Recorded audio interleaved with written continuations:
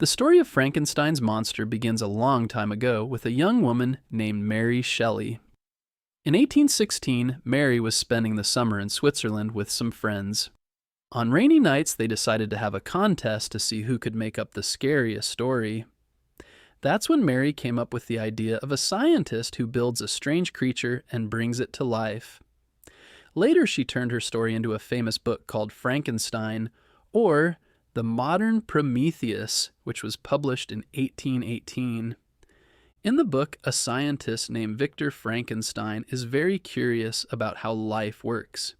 He wants to do something no one else has ever done, so he collects body parts and puts them together to create a big, human-like creature. When Victor finally brings the creature to life, he is so scared by its appearance that he runs away. The creature is left alone and doesn't understand why everyone is afraid of him. Deep down, he just wants someone to talk to him and be his friend. But every time he meets someone, they scream or chase him away. The more people are mean to him, the sadder and angrier he feels. Mary Shelley's story reminds readers to look past someone's looks and treat everyone with kindness. When Frankenstein was first published, people thought the story was both creepy and sad. Readers were shocked by the monster, but they also felt sorry for him. The monster was really just lonely and scared because nobody wanted him around. Many people thought about how Victor created the monster, but never took care of him, like leaving a new pet outside all alone. That's one of the most important lessons from the story. If you make something or someone, you have to be responsible and kind to them. As time passed, the story of Frankenstein became very famous.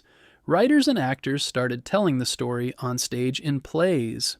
On stage, the monster often chased people, and audiences loved the excitement and scares. Even though the monster was big and strong, people could see that he was also very sad inside because he had nobody to care for him. Kids especially can relate to parts of the story. Everyone knows what it feels like to want a friend or to feel left out. Frankenstein's monster isn't evil, he just looks different. That's one reason people still care about this story. It reminds us that someone who looks scary can still have feelings just like everyone else.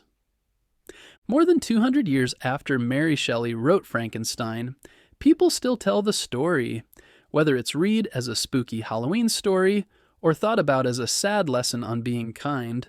Frankenstein's monster is someone we will never forget.